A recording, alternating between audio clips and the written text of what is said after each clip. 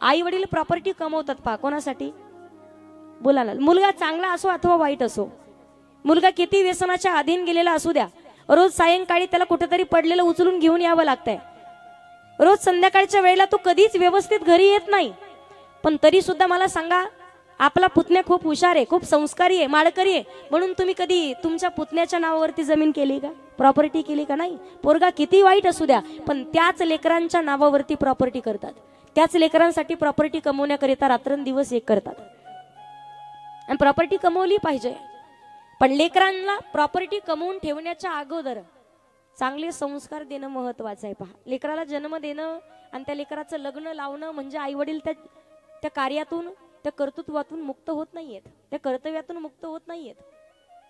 लेकराला जन्म दिल्याच्या नंतर तो मुलगा असू द्या अथवा ती मुलगी असू द्या, प्रत्येक मुलगा मुलगी स्वतःच्या पायावरती उभं करणं, स्वतःचं पोट स्वतः भरवण्याची काहीतरी व्यवस्था करणं, हे प्रत्येक माता पित्यांनी शिकवणं गरजेचं राहतं.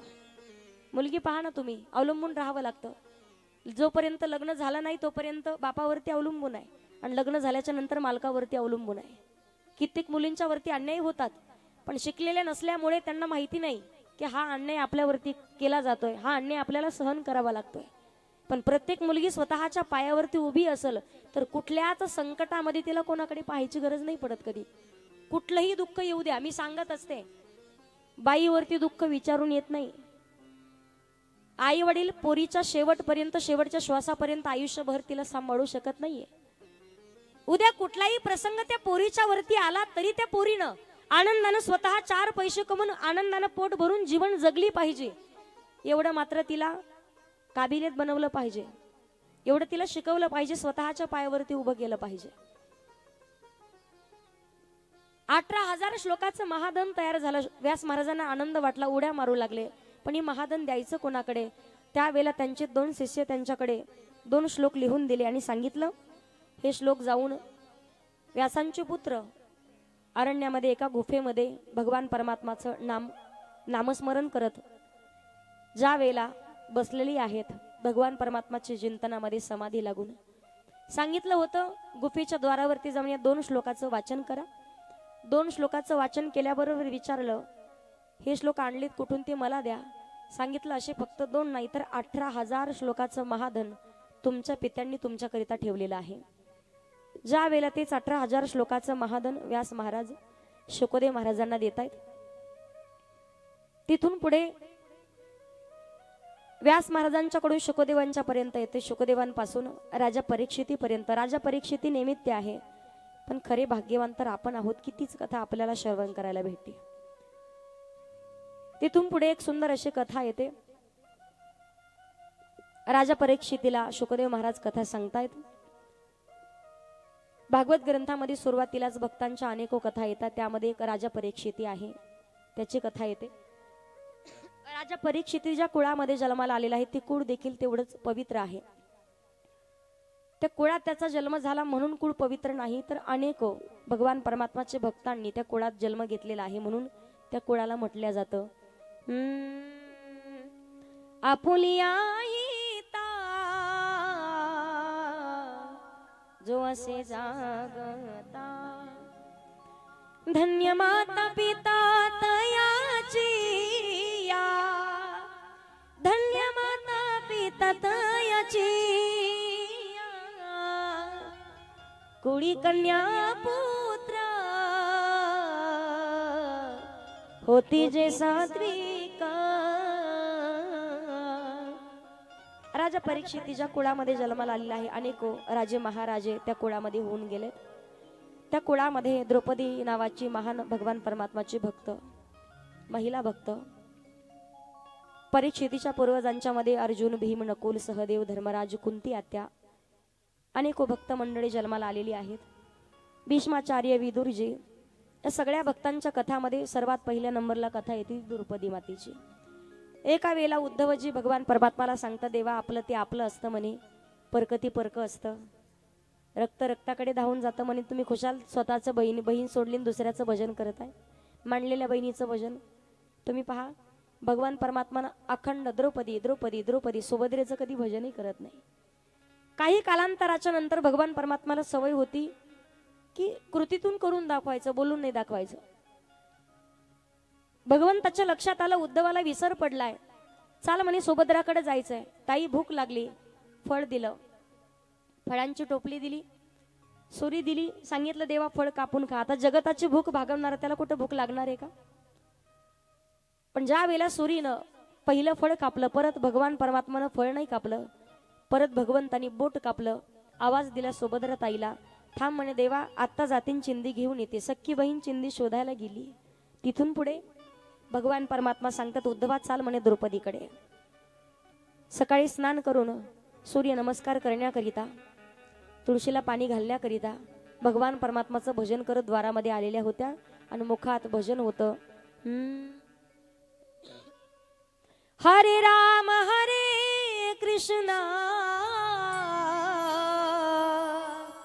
हरे राम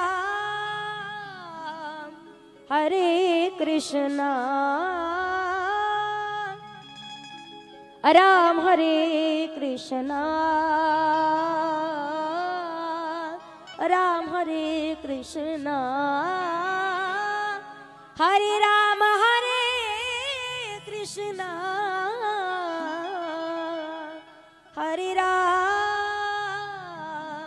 हरे कृष्णा. भगवान परमात्माला द्वारावरती पाहिलं, हातातला हात पाहिला, अंगावरती सांडलेलं रक्त पाहिलं. द्रौपदी माता धावत गेल्या, डोक्यावरचा पदर खाली घेतला, हातातलं ताट टाकून दिलं आणि पदराकडून चिंदी फाडली, भगवान परमात्माच्या बोटाला बांधली. उद्धवजी होते. उद्धवजी सांगता देवा द्रौपदी अगं तुला शास्त्र माहिती का म्हणे, सौभाग्यवती स्त्रीनं पर पुरुषाच्या समोर कधीच डोक्यावरचा पदर खाली पडू देऊ नये आणि पदराकडून कधीच चिंदी फाडायची नाही म्हणे. का? सौभाग्याला धोका असतो.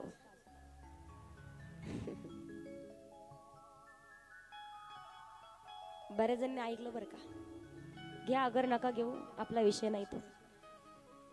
त्यावेळेला द्रौपदी मातेने दिलेलं उत्तर ऐका. द्रौपदी माता सांगतात उद्धवा शास्त्र मला चांगलं माहिती म्हणे, देवाची बहीण आहे मी. पर पुरुषाच्या समोर सौभाग्यवती स्त्रीनं डोक्यावरचा पदर खाली पडू द्यायचा नाही, पदराकडून चिंदी फाडायची नाही. पण ज्याच्याकरिता डोक्यावरचा पदर खाली घेतला आणि ज्याच्याकरिता पदराकडून चिंदी फाडली ना, त्याच्याच तर हातात आहे म्हणे माझं सौभाग्य किती दिवस जिवंत ठेवायचं. भगवंताच्या प्रती विश्वास असावा. ज्या वेळेला विचार केला, भगवान परमात्मानं तिरक्या नजरेनं उद्धवाकडे पाहिलं आणि लक्षात आलं की भगवान परमात्मा द्रौपदीचं भजन का करतात. हाच प्रसंग पाहिला तर सध्याच्या या कलियुगामध्ये जर पाहिलं तर आपल्याकडे आहेत पहा, गुरु बहीण गुरु भावाचं नातं आहे ना. माता मौल्यांनो, गावात एखादी बाई दाखवत तिला गुरु भाऊ नाही आहेत ना प्रत्येकीला. नसूनही हे माझं मत नाही, गुरु भाऊ गुरु बहीण केलंही पाहिजे. तुम्ही पहा कधीतरी सध्याच्या कलियुगामध्ये रक्ताचे नाते नाही कामाला येत, पण मांडलेले नाते सुद्धा कामाला येतात. पण माझ्या प्रश्नाचं एका उत्तर द्या माता मौल्यांनी, इकडे पहा. कलियुगामध्ये कुठलंच नातं स्वार्थाशिवाय जुटल्या जात नाही. त्याच्या पुढे सांगू, एखादी बाई स्वतःच्या सख्ख्या भावाला 5-5 वर्ष बोलत नाही. किती? 5-5 वर्ष बोलत नाही, त्याचं तोंडही पाहत नाही. आणि त्याच बाईचं गुरु भावाला विचारल्याशिवाय घरातलं पानही हलत नाही. कितपर्यंत योग्य वाटतं मला सांगा. नातं असावं, पण प्रत्येक नातं त्या नात्याच्या ठिकाणी असावं. गुरुभाव असला पाहिजे, पण तिथपर्यंत मर्यादित. सख्खा भावाला डावलून जर आपण गुरुभावाच्या पाठीमागे धावत असू तर ते चुकीचं आहे. काही काही बाईला सांगतात ताई 10 वर्ष झालं भावाला नाही बोलत मी. बोलाल भावाला, पण कधी? ज्या दिवशी तो भाऊ या जगातून निघून जाईल. नाता आहे तोपर्यंत जपण्याचा प्रयत्न करा. निघून गेल्यावर रडल्याशिवाय पर्याय राहत नाही. संतांनी वर्णन केलंय, रहीमन धागा प्रेम कामत खींचो कट जाय, कटे भी तो झुटे नहीं, झुटे भी तो बीच में गाठ बन जाय. दोरा जास्त ओढला तर तुटतो, जोडता येतो का परत? येतो जोडता, पण गाठ पडते मध्ये. द्रौपदी मातेसाठीच फक्त भगवान परमात्मानं द्रौपदी मातेचं भजन नाही केलेलं.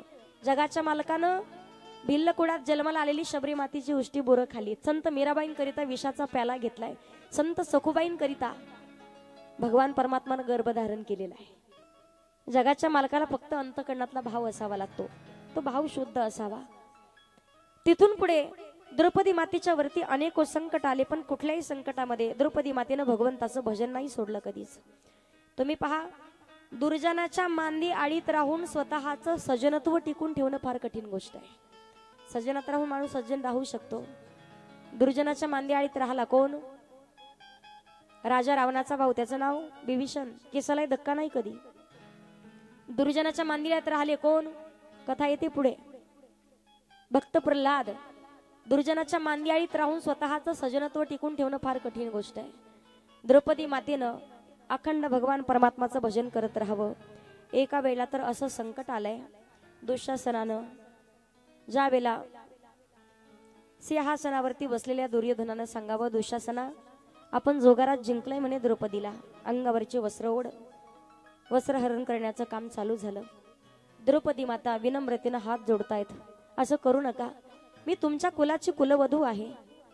ज्या ठिकाणी ज्या कुलामध्ये स्त्रीचा अपमान केला जातो तिथे काहीतरी अघटित घटना घडते, असं चुकीचं वागू नका.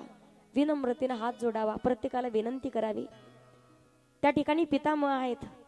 महात्मा, तुम्ही तर या कुलाचे कुलगुरू आहात, तुम्ही तरी यांना सांगा ना समजावून. जवळ 5-5 पती आहेत पण खाली मान घातलेली का? पितामहांनी सुद्धा खाली मान घातली, कारण दृष्टाचं मीठ खाल्ल्याच्या नंतर माणसाची बुद्धी सुद्धा तशीच होत असती. त्यासाठी सांगितलं जातं माणसानं खावं कोणाचं, प्यावं कोणाचं आणि ल्यावं कोणाचं याचा विचार केला पाहिजे. ज्या लोकांच्या अंतःकरणामध्ये थोडी अंतःकरणात भगवान परमात्मा विषयी, साधू संतांच्या विषयी, परमार्थाविषयी श्रद्धा नाही, निष्ठा नाही, भाव नाहीये, ज्या माणसाला कधीच कथा कीर्तन ऐकावेसे वाटत नाही, जे लोक कधीच परमार्थ करत नाही, संतांनी